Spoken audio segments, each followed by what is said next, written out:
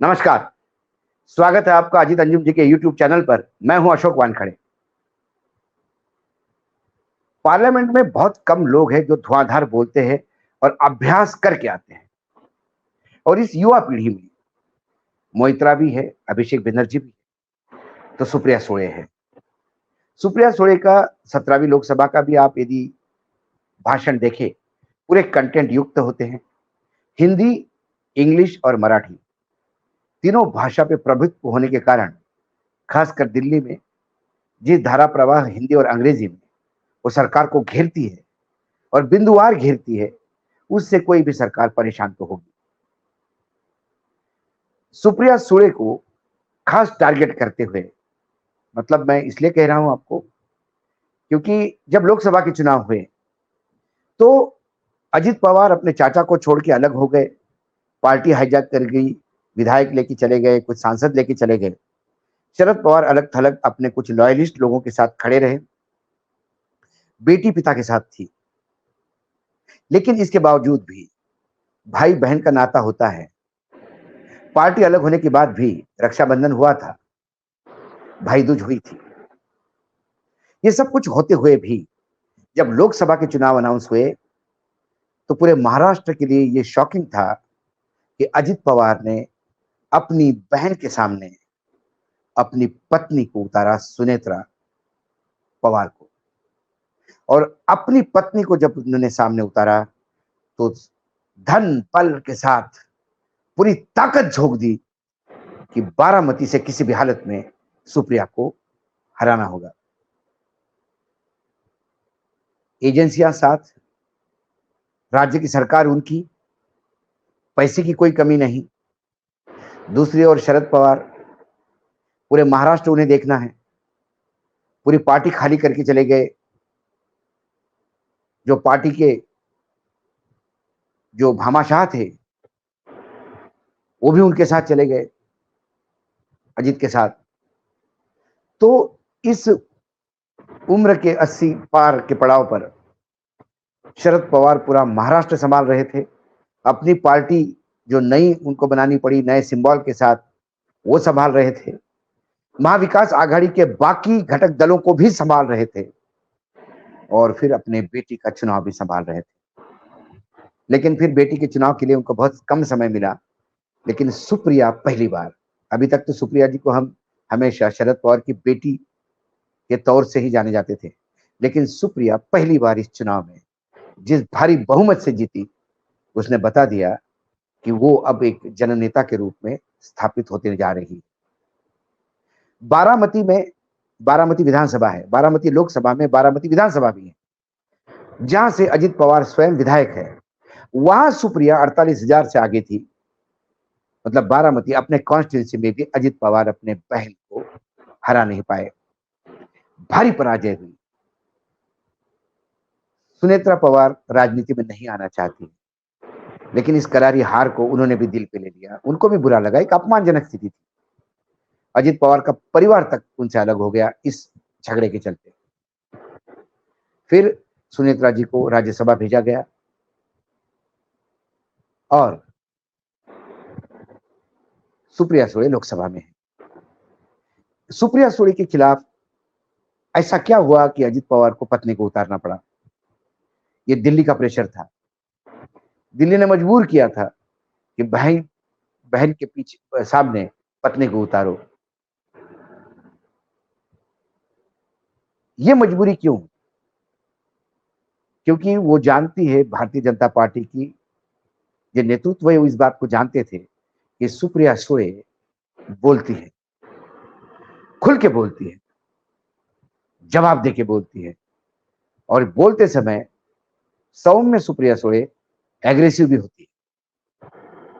अब सरकार के पास सेट पैटर्न है, इसमें कोई रॉकेट साइंस नहीं है और इसमें कोई बहुत बड़ी नई चीज मैं नहीं लोगों को बता रहा हूं। जब भी किसी से सरकार परेशान होती है, फिर हमारे पामरियन को छू कर देती है। ईडी, सीबीआई, इनकम टैक्स, सब उस व्यक्ति पे हमलावर हो जाते हैं और फिर देखते हैं कि कौन इसमें हमला कर सकता है, किस किसका डोमेन हो सकता है ये, किसके फील्ड में सुप्रिया सुळे का परिवार आ सकता है। तो सनातन सुळे, सुप्रिया सुळे के पति जो है वो एक बिजनेसमैन है। तो बिजनेसमैन बोला तो उसमें दो एजेंसियां तुरंत आ जाती है, इनकम टैक्स पहले आती है और फिर इनकम टैक्स ईडी के लिए रास्ता साफ करती है। और फिर जब ईडी में इसमें कुछ और दिखती है तो फिर सीबीआई के लिए रास्ता बनाती है। ये पैटर्न है इस देश में। तो जब जब सुप्रिया जी ने मुंह खोला, सरकार की किरकिरी हुई, इनकम टैक्स का नोटिस सदानंद सुळे को जाता है। और इस बार फिर सुप्रिया जी को लगा बैसाखियों पे सरकार है, शायद सुधर गई होगी। लेकिन जैसे ही बजट का सुप्रिया जी ने पोस्टमार्टम किया हाउस के अंदर, दूसरे ही दिन सदानंद सुळे को इनकम टैक्स का नोटिस पहुंच गया। और नोटिस भी कोई नए मामले में नहीं, वही पुराने मामले में नोटिस पहुंच गया जिसका जवाब वो कई बार दे चुके हैं, फिर एक बार देंगे। लेकिन ये सूचना होती है, वर्तमान सरकार के सूचना देने के ये संदेशवाहक है कि औकात में रहिए, सरकार को सवाल मत पूछिए। क्यों? हमारे पास कुछ है, ये देखिए सैंपल आपके पास आया। लेकिन शरद पवार अलग मिट्टी के बने हुए हैं, उनकी बेटी भी। जब सुप्रिया जी से बात कहीं होती भी है तो वो निडर होकर बात करती है। उन्हें पता है कि एक दिन उनके परिवार को जेल डाला जाएगा, लेकिन उन्हें यह भी पता है कि न्यायपालिका उन्हें बेल आउट भी करेगी। क्योंकि जो लोग निडर होते हैं वही शरद पवार के साथ होते हैं, यह अनिल देशमुख ने भी दिखा दिया। जो डरपोक है, जो ईडी सीबीआई से डरते हैं, चाहे फिर छगन भुजबल हो, चाहे अजित पवार हो, चाहे हसन मुश्रीफ हो, चाहे सुनील तटकरे हो, फिर सब शरद पवार को आप वृद्ध हो गए, आपकी उम्र हो गई, इस मान से उनको छोड़ के चले गए। अजित पवार को क्या मिला पार्टी छोड़ के? यहां भी उप मुख्यमंत्री थे, वहां भी उप मुख्यमंत्री थे, यहां अपने पार्टी के सर्वे सर्वा थे। भले ही शरद पवार पार्टी के मुखिया थे, लेकिन सारे डिसीजन अजित पवार लेते थे। सुप्रिया जी को कभी राज्य में इंटरेस्ट नहीं रहा। यह मैं व्यक्तिगत एक्सपीरियंस से बता रहा हूं, मेरी सुप्रिया जी से भी, शरद पवार जी से भी बात हुई। सुप्रिया जी दिल्ली की राजनीति में ज्यादा इंटरेस्ट लेती थी। लेकिन जब शरद पवार अकेले धकेले पड़ गए तो सुप्रिया जी ने महाराष्ट्र में भी उतने ही शिद्दत से पार्टी को संभाला जैसा वो दिल्ली में संभालती थी। दिल्ली और महाराष्ट्र दोनों भी जिम्मेदारियां उन पे आ गई है और वो बात को भी निभा रही है।